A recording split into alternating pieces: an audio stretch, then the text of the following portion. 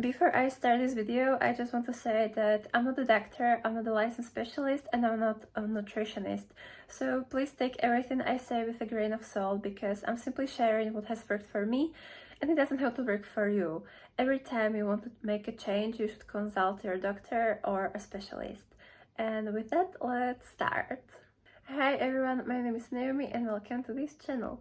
Today I want to talk about my weight loss and how I managed to lose almost 25 kilograms without putting much effort into it. Ever since I was a child, I struggled with my weight on a regular basis. My relationship with food was not healthy at all. I would eat like trash, and even if I managed to eat healthy for a certain period of time and try to lose weight, and I would lose weight successfully, I would still gain it all back and just repeat the cycle over and over and over again. I think everyone needs to understand their own personal relationship with food. Where does it come from and why it became a problem? Toxic environment and stress can really influence our weight and also our relationship with food. So think to yourself, when did your unhealthy eating habits start and why? What caused it? Did something trigger it? What changed in your life that caused you to eat the way that you eat? Because when you are in a toxic environment or if you are under high level of stress, your hormones change. Stress triggers the release of cortisol, which is the hormone that is responsible for your heightened appetite, for your cravings, and also can lead to abdominal fat storage. Elevated level of cortisol can often counter-affect all the hard work you have been putting into losing weight. So all the workouts you have been doing, all the healthy eating you have been doing, if you're under a high level of stress, that can really influence your weight loss as well. Chronic stress and trauma can also influence our metabolism and slow it down. I have grew up in an abusive household, so my entire childhood I considered food as my comfort place. Anytime I would get beaten up, I would go and eat chocolate because that's what calmed me down at that moment. I associated food with comfort, which food should not be your comfort. But while I was growing up, I just engraved this connection into my brain that anytime I feel under emotional distress, food is something I would turn to. I'm aware that many people struggle with emotional eating, and it's really difficult habit to stop. The important thing to do in this situation is to acknowledge, first of all, that you're an emotional eater and to separate the emotion of eating and calming yourself down, because food should be something that gives you energy, that makes you feel energized, that makes you feel good, and it shouldn't be something that you use as pick-me-up. Food shouldn't be the only source of your satisfaction in life. Every time you catch yourself thinking about food while you are under emotional distress, instead grab a pen and journal, or you can also open up the Notes app on your phone and just write your emotions out. Because oftentimes this is just energy that is being craved to put into something else. If you are angry, use that emotion and, for example, go work out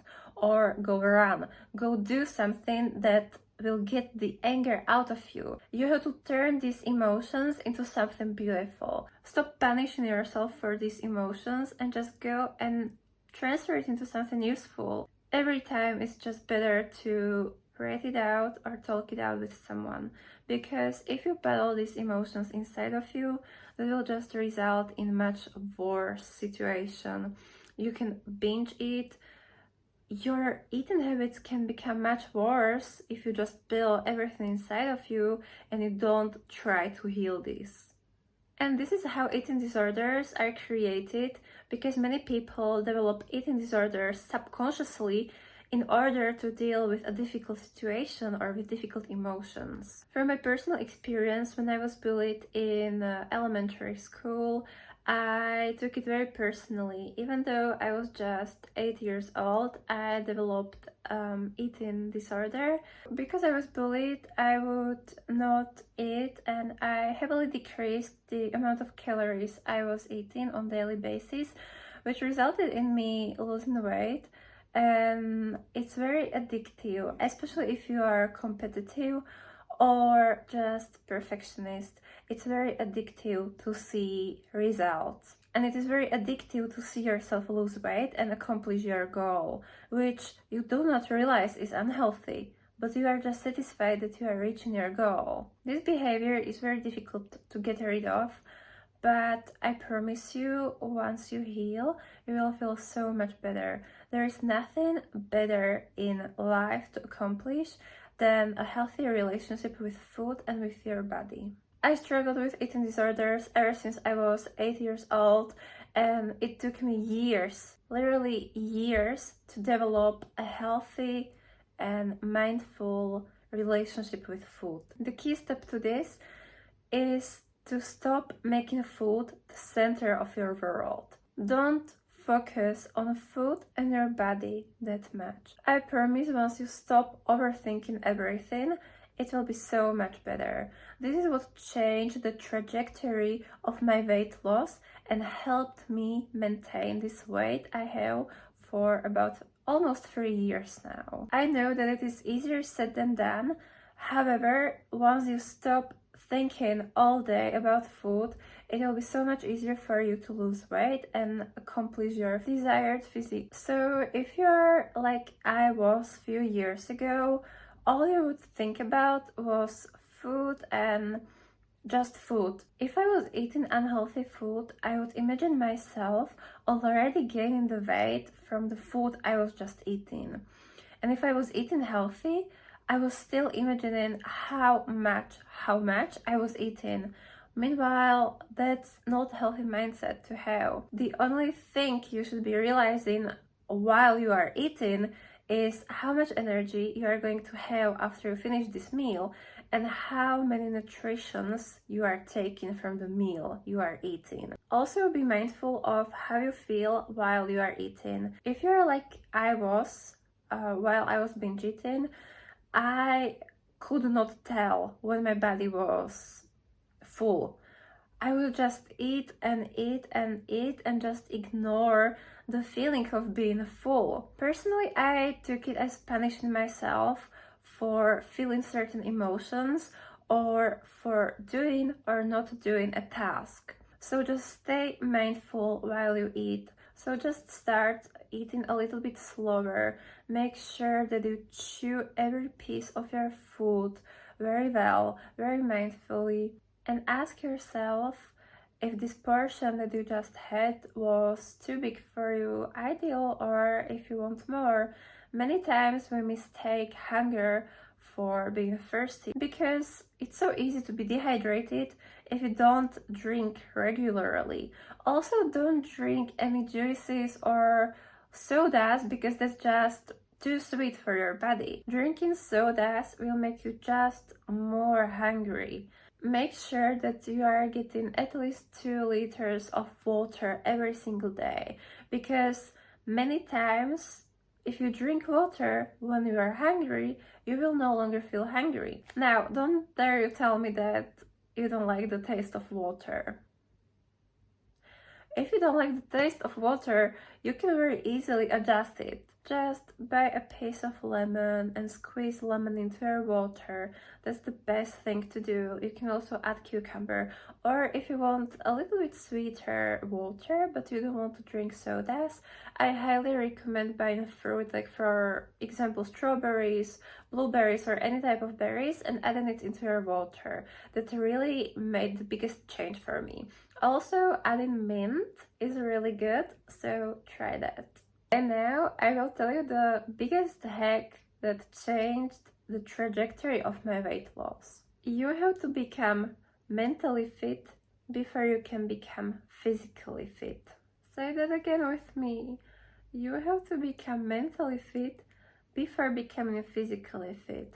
What I mean by that, if you are into manifestation And if you have seen my previous videos, you would know that your self-concept and the way you think about yourself determines your entire life. So if you think of yourself as the overweight person or the person with eating disorder, the person who can't seem to lose weight, just start thinking like you would think if you were the ideal version of yourself. Imagine what would you be doing if you were at your desired weight. And now if you say that, oh, I will just start eating trash food because I can now, that's the mentality of the person that's the old version of you. How do you want to get healthy? How do you want to lose weight?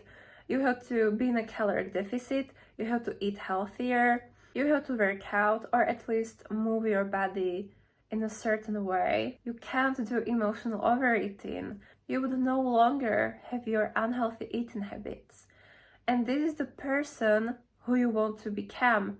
So you already have to think like the person you want to become in order to become the person. Embody the highest version of yourself and start acting like it.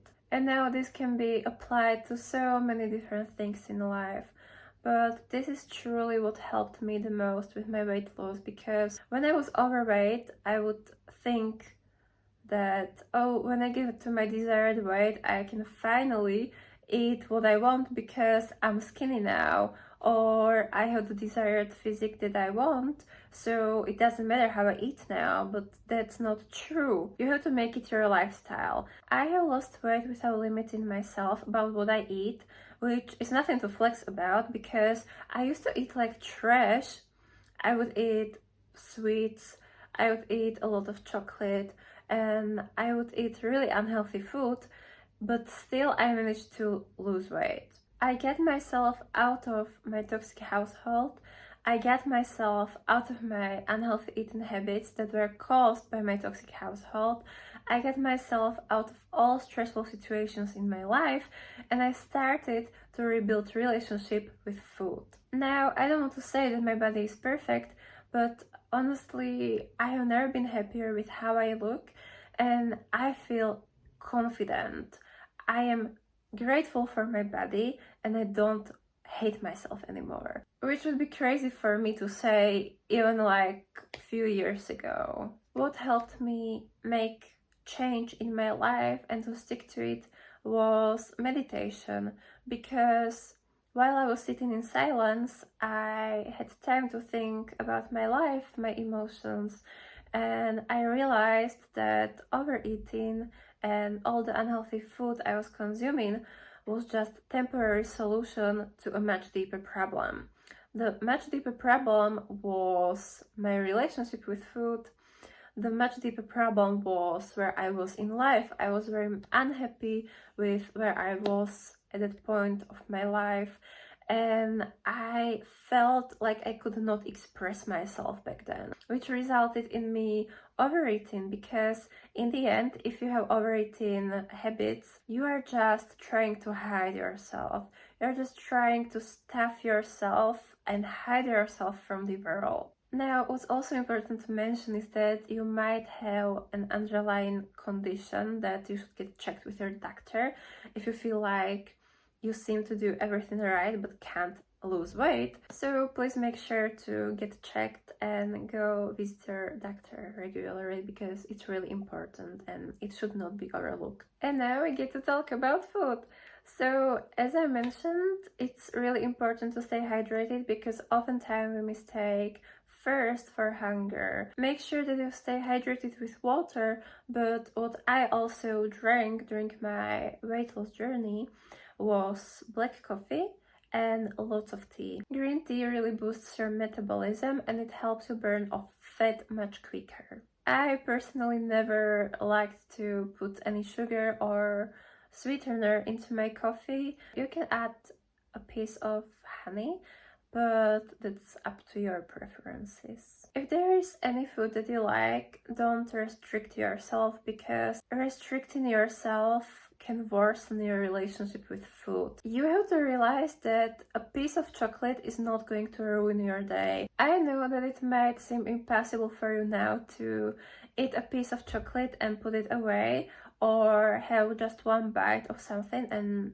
not finish it fully, but I promise you, once you apply all these things I have mentioned, your relationship with food will change. Restricting just causes your relationship with food to worsen, so don't restrict yourself, just eat in moderation. Make sure that you find healthy food that you actually enjoy to eat, because if you're gonna eat tasteless salad that you hate to eat, it will just destroy your weight loss journey, because you will feel tempted to eat something unhealthy or something that's like tasty for your taste buds. The importance of having good, tasty, healthy recipes are really important. You can go on TikTok and search up like healthy lunch recipes, healthy dessert recipes. I have found so many healthy dessert variations on TikTok that helped me lose weight so much, because they can be low in calories but still high in nutrients and high in protein, which you need to have a lot of protein in your diet to lose weight. Another thing I would highly recommend for you to do is to cut out artificial sugar, which I didn't do when I started my weight loss journey, but I still managed to lose like 15 kilograms. But the thing about artificial sugar is that our taste receptors that are responsible for detecting sweetness can get really desensitized with a high amount of artificial sugar. The best thing for you to do is to do a sugar detox, which you might have seen on the internet, and it really helps to stop your cravings and stop your addiction to sugar. The natural sugar, the one that is not processed, that we can find in fruits, for example, is really beneficial for you. But the artificial sugar that is nowadays found in huge amounts in every single food is just killing our brain and killing our taste receptors. So just cut it out.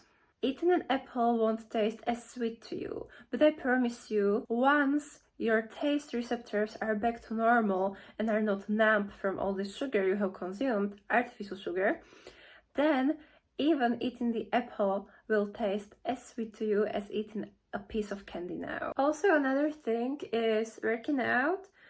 You don't necessarily have to work out in order to lose weight, but if you want to shape your body and look even better and gain some muscle, it is really important for you to work out.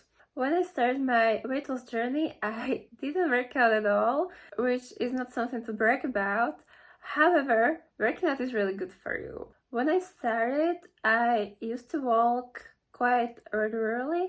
I would hit almost like 10 to 20k steps every day. So I had some form of movement, but I didn't take any time out of my day to work out and to gain any muscle. It is really important for you to stay in movement and to move every day, because if you don't move, there's stuck energy inside your body.